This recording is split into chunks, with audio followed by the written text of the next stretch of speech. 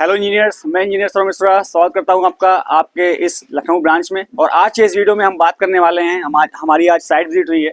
और site visit के माध्यम से जैसे कि आप देख रहे होंगे पूरी ये साइट है और यहाँ पे रो हाउसेस बन रहे हैं डिफरेंट डिफरेंट साइज और शेप के। तो हम अपने स्टूडेंट्स को आज अपने साइट विजिट में लेके आए हैं। तो इसमें कुछ मिस्टेक्स हैं, कोई साइट में हर साइट में कोई ना कोई मिस्टेक्स होती है, तो यहाँ पे भी हमें कुछ मिस्टेक्स देखने को मिली हैं।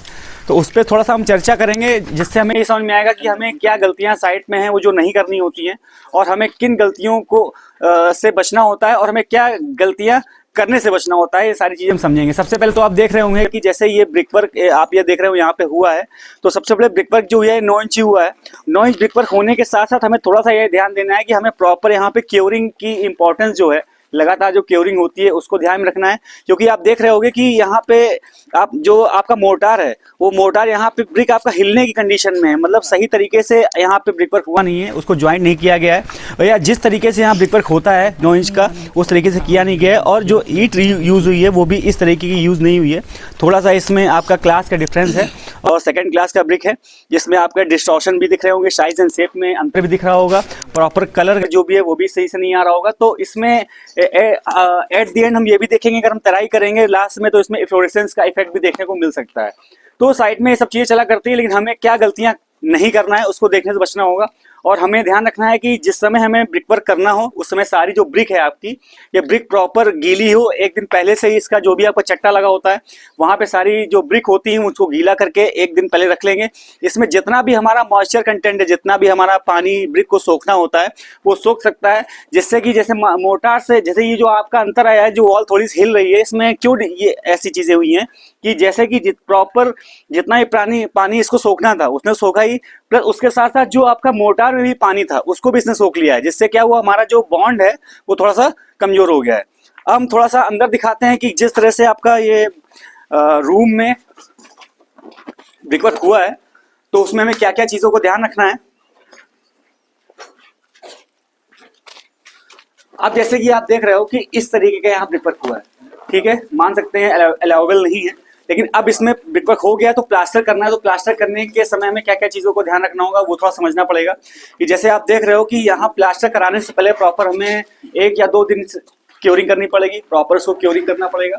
और उसके बाद हमें यहाँ पे बटर मार्क लगाने पड़ेंगे। अब बटर मार्क कैसे लगाएंगे, तो सबसे पहले हम ऊपर से वहां पे प्लम डालेंगे। प्लम डालने के साथ साथ यहाँ पे कम से कम 8 से 10 बार हम एक निशान बना देंगे, जिससे हमें ये पता चल जाएगा कि एक्चुअल में प्लास्टर किस तरह से होना है और कितना होना है, और इस वॉल में कहाँ थिकनेस ज्यादा आ रही है, कहाँ थिकनेस प्लास्टर की कम आ रही है, वो प्लम से ही आपको पता चलेगा। रीजन कि आप अगर एकदम से प्लास्टर करना कहीं से भी शुरू कर दोगे बिना बटर मार्क के, तो आपका ये अनइवन, आपको अनुलेशन यहाँ पे धसा हुआ कहीं निकला हुआ इस तरह का प्लास्टर दिखेगा।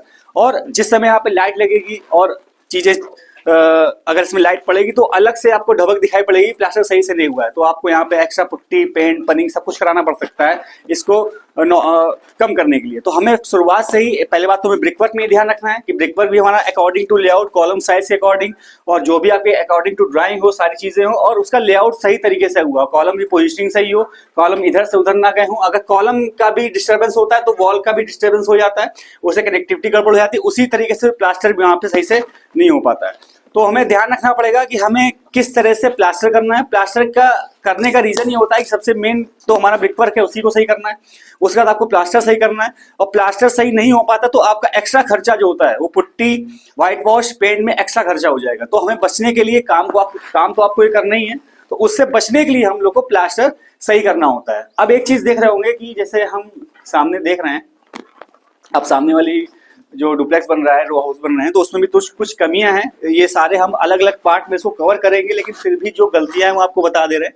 कि जैसे आप देख रहे होंगे जो प्लिंथ फिलिंग हुई है, नीचे जो फिलिंग हुई है, फिलिंग में डायरेक्ट कहीं कहीं बल्लियां रख दी गई हैं, वो थोड़ा सा गड़बड़ है। क्योंकि क्या हुआ, फिलिंग भी प्रॉपर नहीं हुई है, मट्टी के धंसने के चांसेस होते हैं, कहीं ना कहीं बढ़ जाते हैं अगर इस पे लोड। अभी तो इसमें शटरिंग सही से लगी नहीं हुई, इसको सही से भी लेवल किया जाएगा, सही से लगाया जाएगा, अभी ऑयलिंग हुई है।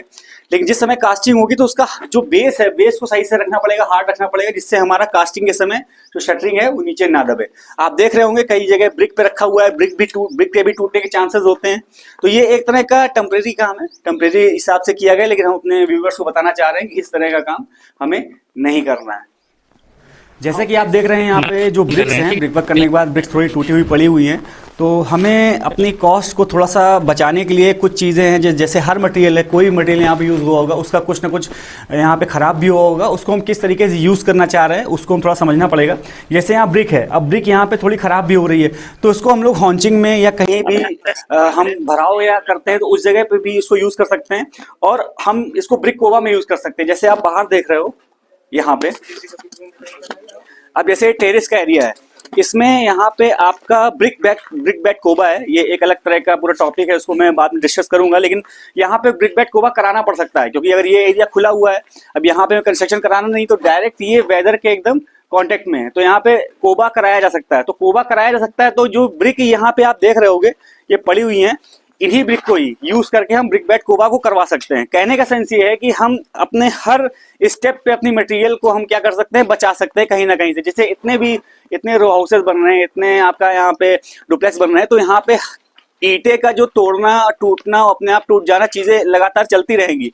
तो हमें कहीं ना कहीं ये समझना पड़ेगा कि हमें जितनी ब्रिक यहाँ पे, जैसे आप ये देख रहे हो इधर ब्रिक यहाँ इकट्ठा है, तो ऐसे ऐसे करते यहाँ पे बहुत सारी ब्रिक इकट्ठा हुई होंगी, तो उनको एक जगह कहीं पे रखना चाहिए। और उसके साथ साथ जहाँ पे भी हमें, जैसे अब इस छत का ही काम होना है, इस छत पे अगर कोबा करवाना है, और कोबा करवाना ही पड़ेगा, क्योंकि आपको नीचे फ्लोर का टेम्परेचर और ऊपर फ्लोर के टेम्परेचर में या फिर सराउंडिंग के टेम्परेचर में डिफरेंस रखना है, तो ब्रिक बैट कोबा एक बहुत बड़ा एक ट्रेडिशनल मेथड है उस तरह वाटर प्रूफिंग का भी, जिससे आपका नीचे का आपका स्लैब का रिटेंशन होगा उससे, वाटर प्रूफिंग से, वाटर से, और इस तरह से आपका जो छत का देखने का व्यू है वही बदल जाता है। क्योंकि हम लोग यहाँ पे ग्रिड पैटर्न अपनाते हैं, अगर ब्रिक बैट कोबा यहाँ पे करवा दिया जाएगा तो ग्रिड पैटर्न में एक बाई के खाने बना के यहाँ पे कहीं भी आपका जो पॉइंट होगा जहाँ से ड्रेनेज जाएगा, जहाँ से पानी अंदर जाता है, जहाँ से पानी आपका 6 इंच पाइप या 4 इंच पाइप के थ्रू बाहर जाता है हार्वेस्टिंग में, वो वहाँ पे यहाँ पे खुरा बनाया जाएगा, उसी अकॉर्डिंग स्लोप देके हम पूरा यहाँ पे ब्रिक बैट कोबा को परफॉर्म करेंगे। तो हमारा कहने का सेंस ये था कि जितनी भी यहाँ पे ब्रिक हैं, जैसे ब्रिक वर्क की बात कर रहे हैं, ब्रिक है और पूरा यहाँ पे कम से कम लाखों ईंटा लगा होगा, तो उन ईंटों से ही हम कम से कम चीज़ों को बचा सकते हैं, और हम अपना जो भी अदर काम है, जिससे कोबा ही करवाना होगा, तो उसको हम अपने बचे हुए ब्रिक से, टूटे हुए ब्रिक से करवा सकते हैं, लेकिन उसको सही तरीके से टूटा हुआ हो, बाकी तो आपका जो भी भराव में यूज हो जाएगा। तो इस तरीके से मैं आपको ये समझाना चाह रहा था कि हम अपने प्रोजेक्ट में कॉस्ट को कैसे कट कर सकते हैं, और हम किस तरीके से काम को सुचारू रूप से चला सकते हैं। तो जैसे कि ये तो था हमारा कंटेंट, और हम आपको ये भी बताना चाह रहे हैं कि जैसे कि हर महीने मेरा नया बैच आता है, वैसे ही हमारे मार्च बैच के स्टूडेंट हैं, तो वैसे ही अब मई में ही और हमारा नया बैच आने वाला है। तो इसके लिए आप रजिस्ट्रेशन रिगार्डिंग सारी इन्फॉर्मेशन ले सकते हैं। आप नंबर नोट कर लीजिए 7985211035। इस पे कॉल करके, व्हाट्सएप करके आप रजिस्ट्रेशन रिगार्डिंग सारी इन्फॉर्मेशन ले सकते हैं। तो मिलते हैं नेक्स्ट वीडियो में, तब तक के लिए जय हिंद, जय भारत।